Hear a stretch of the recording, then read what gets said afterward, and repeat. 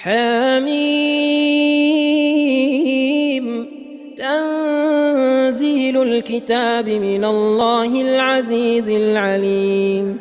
غافر الذنب وقابل التوب شديد العقاب ذي الطول لا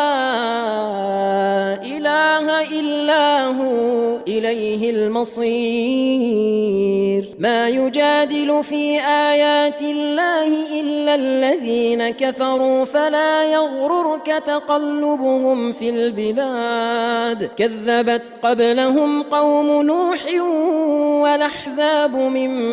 بعدهم وهمت كل أمة برسولهم ليأخذوه وجادلوا بالباطل ليدحضوا به الحق فأخذتهم